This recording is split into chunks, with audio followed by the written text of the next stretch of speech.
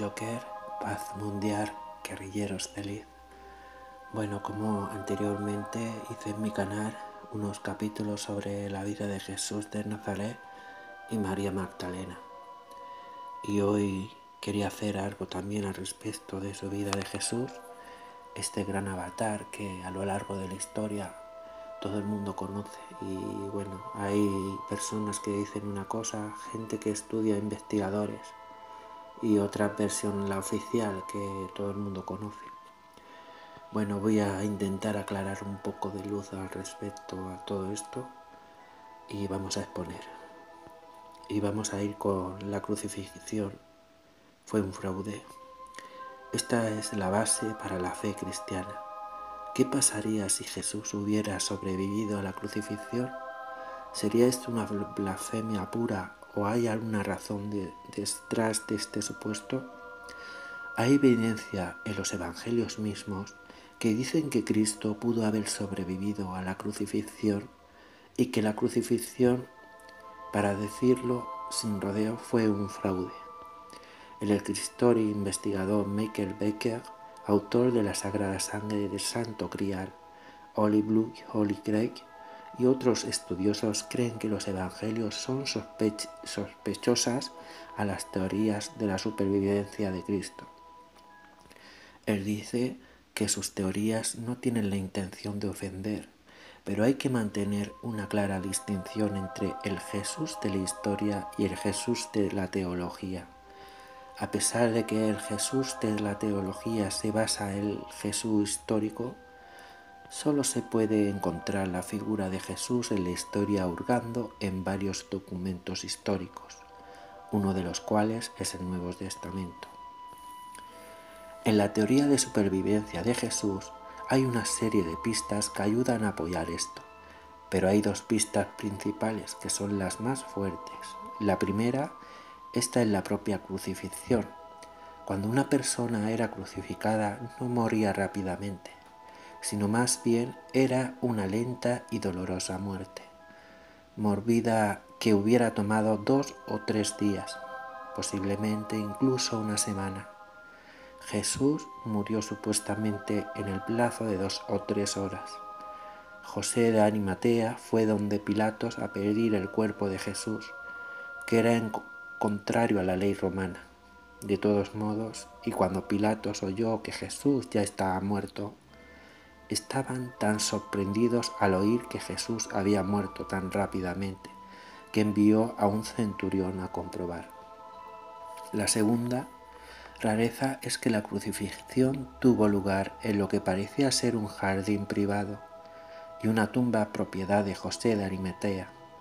La importancia de esta observación es que si hubo alguna fraudulencia asociada con la crucifixión, entonces el público podría ser mantenido alejado en el jardín privado y Jesús podría ser quitado, revivido, cuidado y ministrado en privado.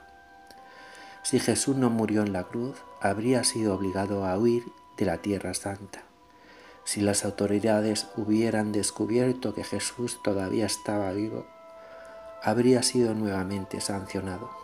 Entonces, ¿dónde se habrá ido? Los parientes consanguíneos de Jesús pudieran todavía vivir entre nosotros. René Cherter se encuentra al pie de las montañas Pirineas en el sur de Francia. Este pequeño pueblo está en el centro de un ciclón religioso histórico. La historia comienza con un joven sacerdote parroquial con el nombre de Berenguer Cernir. Berenguer Cernir fue asignado primero a Rennes-Château en 1885 a la edad de 33 años. Comenzó las renovaciones de la iglesia y encontró una pieza sospechosa santificada en el altar. Cuando fue separada, dentro de la pieza santa encontró 4 pergaminos que comenzaron el misterio. 2 de los pergaminos estaban escritos en el código que él no pudo descifrar. Cernir llegó a los pergaminos a París para buscar ayuda de expertos en códigos militares y sistemas de cifrado. Se cree que él encontró la clave para abrir el misterio de los documentos.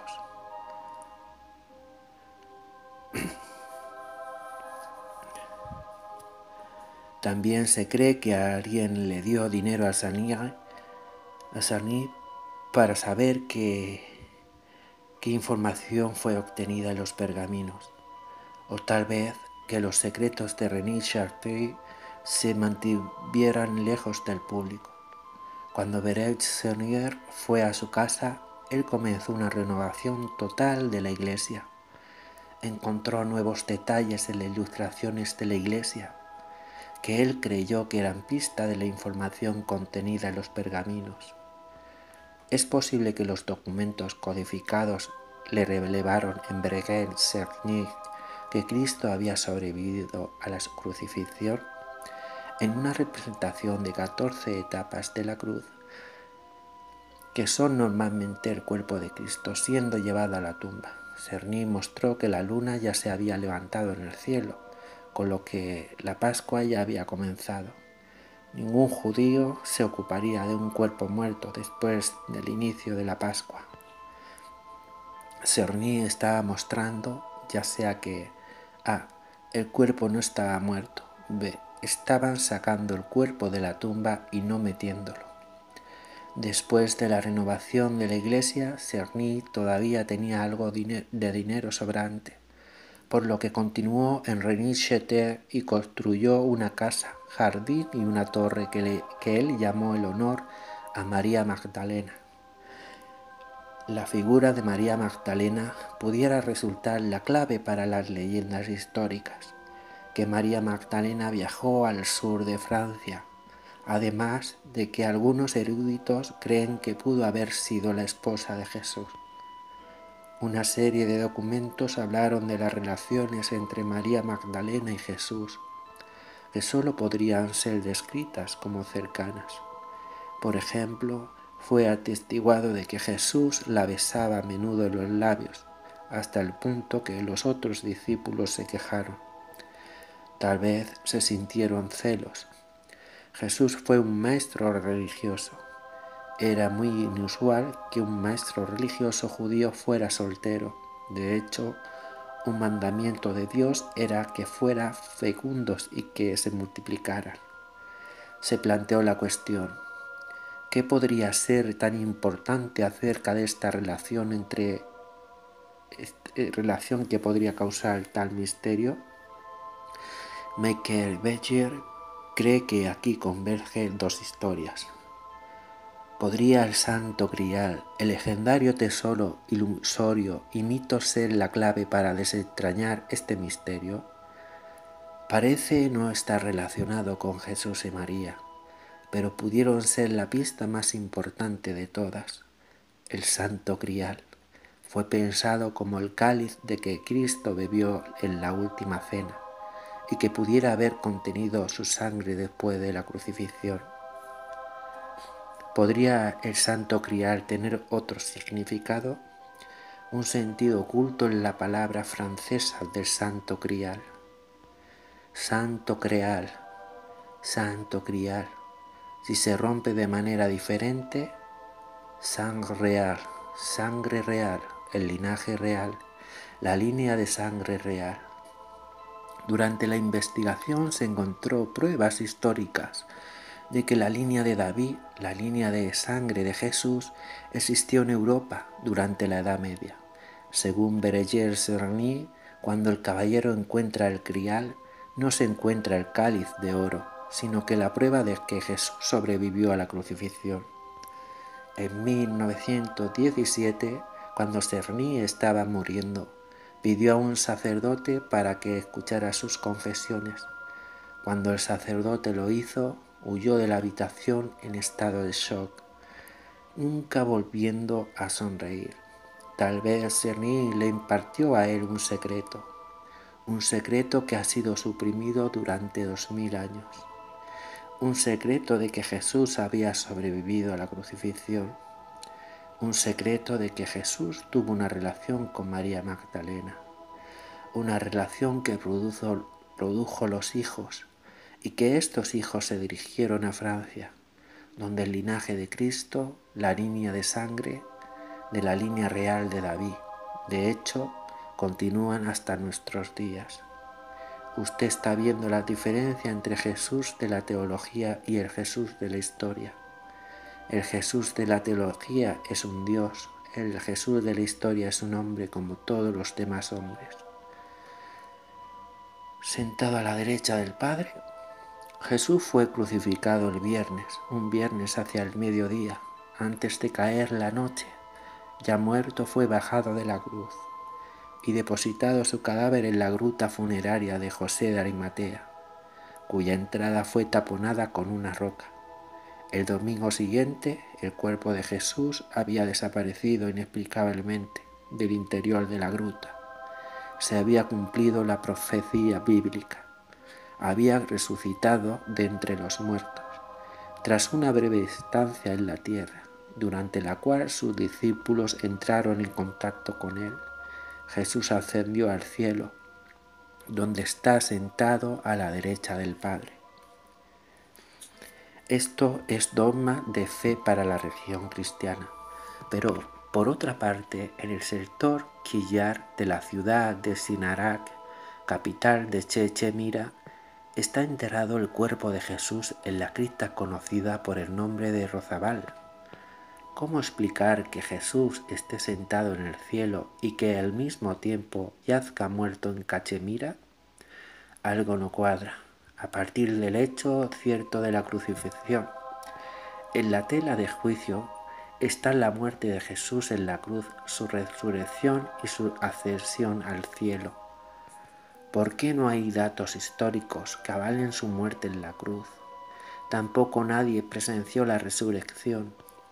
En cambio, hay indicios históricos de un hombre de ideas y filosofías idénticas que a partir de aquellos años marcha hacia el este, dejando testimonio de su vida y de sus actos. Un hombre que se encamina hacia la Cachemira, se establece en ese país y muere en él. Su tumba es venerando hoy en día en Sinarak, capital de Cachemira. Leyendas y tradiciones y textos antiguos nos refieren esta segunda vida de Jesús al norte de la India. Por esos documentos sabemos que Jesús tuvo hijos en Cachemira y que de resulta de esta unión con una mujer, un hombre, Basara Salem, puede afirmar hoy ser el descendiente vivo de Jesús. En la misma ciudad en que este descendiente por vía directa de Jesús conserva el árbol genealógico de su familia, que arrancado de Jesús llega íntegro y sin lagunas hasta su misma persona. Un destacado arqueólogo, el profesor Hartnich, director de los archivos, bibliotecas y monumentos del gobierno de Cachemira, está investigando intensamente las posibilidades para esta hipótesis de una segunda vida de Jesús. Así, una realidad que es sabida a nivel de investigación y a nivel sectario por unas cuantas personas repartidas por todo el mundo, y es sin embargo desconocida para la inmensa mayoría del público, que creo es ya hora de que sea informado de que el pilar sobre el que se asienta el credo cristiano, Jesús, posiblemente no haya muerto en la cruz, sino que después de vivir una segunda etapa de su vida en tierras lejanas, muriera a edad muy avanzada de muerte natural. Con ello, y sólo así, habría completado la misión para la que fue enviado a la tierra. Misión incluida en encontrar y el predicar a las tribus perdidas de Israel, a los hijos de Israel. Se establecen así puentes lógicos sobre unos vacíos en modos algunos claros que ofrecen el texto bíblico. Debo señalar que los nombres Yusú, Yusuf, Yusafat, Yuf, Asaf, Yuz, Asaf, Isa, Isana, Isa, que aparecen en textos, leyendas y recuerdos de Cachemires, son todos ellos traducciones del nombre de Jesús. Por lo tanto, cuando hablo de Jesús en las páginas que siguen me pueden estar refiriendo a cualquiera de traducciones de su nombre en las lenguas cachemir, árabe o irdú. También se refiere al nombre de Jesús prefijos toponímicos tales como Yud o Aish. Antes de entrar en detalles que me inducen a creer que Jesús no murió en la cruz, creo conveniente dejar bien sentada la simpatía que Pilatos, procurador romano de Judea, que se vio forzado a decretar la muerte de Jesús, sentía por éste. Leemos un poco del Evangelio de Juan, 19, versículo 12. Desde este momento Pilato intentó liberarlo a Jesús, pero los judíos gritaban: si los deja ir, no eres amigo de César. Todo aquel que se declara rey se declara en contra de César. Y continúa Mateo 27, versículo 24. Viendo Pilato que no conseguía nada, sino que su tumulto aún crecía, tomó agua y se lavó las manos delante del pueblo, diciendo: yo soy inocente de esta sangre, vosotros mismos. Evidentemente, Pilato no deseaba la muerte de Jesús, pero los judíos declararon a Jesús un rebelde, que deseaba llegar a ser rey. Advirtieron a Pilato que si le dejaba libre sería él el desleal a César. A Pilato, que no se podía jugar su alto cargo y al que no convenía en modo alguno enemistad con César. Solo le quedaba la opción de ajusticiar a Jesús tal forma que, aparentemente muerto, pudiera ser sin embargo seguir con la vida. Así fijó el primer lugar de crucifixión en un viernes, a pocas horas de la puesta de sol, y a punto de caer la noche de San Gran Sabbac. Especulaba Pilatos con que, de acuerdo con las leyes judías, el cuerpo de Jesús no podía permanecer en la cruz después del anochecer. También en el instante preciso aparece en escena un hombre llamado José, declarado amigo de Pilato y persona notable de la localidad, discípulo secreto de Jesús. Este hombre se lleva el cuerpo de Jesús a un lugar en el que los judíos no tenían nada que buscar. En primer lugar, hay que considerar que Jesús no permaneció muchas horas crucificado. Fue bajado de la cruz en la tarde del mismo día en que le fue dictada y ejecutada la sentencia. Jesús fue crucificado un viernes. El sábado es el sabbat judío. Estas circunstancias obligaban a bajar el cuerpo de Jesús antes de la caída de la noche, ya que el día judío comenzaba con la entrada de la noche, o sea que el sábado comenzaba a contar a partir de la noche del viernes. Estaba prohibido, según las leyes judías, dejar colgado en la cruz a un ajusticiado durante el día sagrado del Sabbat. Insisto en que Jesús solo permaneció en la cruz durante algunas horas, porque se podía vivir durante varios días en esta horrible condición. El verdadero objeto de la crucifixión no era la muerte inmediata, sino que era una tortura que se prolongaba a lo largo de 3 o 4 días. Conviene tener presente que si un crucificado se le bajaba de la cruz a tiempo y se le trataba cuidadosamente, generalmente se recobraban y sobrevivían. Considérense ahora que Jesús fue crucificado justo con 2 malhechores. Los 3, por lo tanto, están sufriendo un mismo suplicio, como leemos en Lucas 23, versículo 40, que un ladrón le dice al otro: ¿tú tampoco temes a Dios? Tú que te hallas en el mismo suplicio. Pero resulta que en el momento de bajarlos de la cruz al mismo tiempo que a Jesús, los 2 ladrones siguen con vida, por lo cual los soldados romanos le quiebran las piernas para que acabe de morir. Es improbable que Jesús, habiendo sufrido el mismo suplicio, hubiera muerto ya.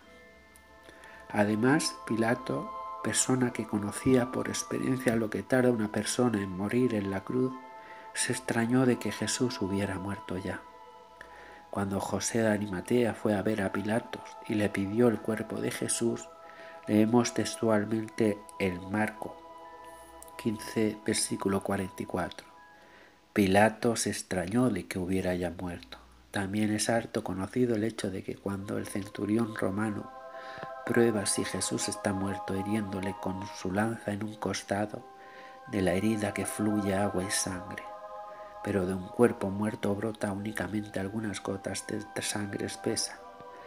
Llegado a este punto nos interesa recordar que llamado San Sudario de Turín ha quedado recientemente demostrado ser el auténtico lienzo con el que fuera envuelto el cuerpo de Jesús una vez bajado de la cruz, y que de sus análisis desprende de este cuerpo seguía con la vida en aquellos momentos.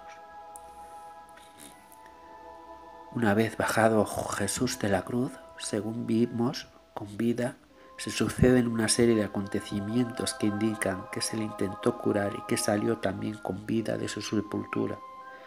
Recuérdense aquí los sentimientos de simpatía de Pilatos hacia Jesús. Observemos el primer lugar de Jesús fue entregado no a sus enemigos, sino a quienes le eran amigos. Así leemos en el Evangelio de San Juan 19, 38, versículo 39. Después, José de Arimatea, que era discípulo de Jesús, pero a escondidas por miedo a los judíos, pidió a Pilatos que le dejara llevarse el cuerpo de Jesús. Y Pilatos se lo concedió. Fueron pues y se lo llevaron. Fue también Nicodemo, el que anteriormente había ido a encontrarle de noche, llevando una mezcla de mirra y aloe, unas 100 libras. Es curioso observar ahora que Jesús fue llevado a una tumba de José de Arimatea y que esta tumba no fue rellenada con tierra, como es costumbre entre los judíos, sino que únicamente fue tapada con una gran piedra o roca. Se trataba de una tumba espaciosa en la cual había aire suficiente para respirar. Curioso es también observar que para salir del sepulcro Jesús necesitó apartar la roca que tapaba su entrada, lo cual indica que de ahí salió un cuerpo físico humano y no un ente espiritual o divino, para el que no hubiera sido necesario desplazar la roca. Es más, Jesús es un hombre procedente de discípulos en el camino de Galilea. A partir de esa entrega y del cuerpo de José de Arimatea, leemos todo el Evangelio de Marcos. Bueno, hasta aquí esta exposición un poco extensa. Haré otro capítulo más de esta exposición que acabo de hacer. Y me emociona mucho porque estos temas también, no soy religioso, pero sí siento que Jesús existió y que estuvo aquí en la tierra, y no siento que es como nos cuentan y como nos dicen. Y bueno, solo quería exponer esto más por la serie que llevo de Jesús y María Magdalena, y más adelante haré más capítulos. Un abrazo para todos, gracias por estar ahí y como siempre os digo, muchísimas gracias, y no olvidaros suscribiros al canal, darle un me gusta y sobre todo compartir esta información en todas vuestras redes sociales. Hasta el próximo vídeo, amigos. Adiós.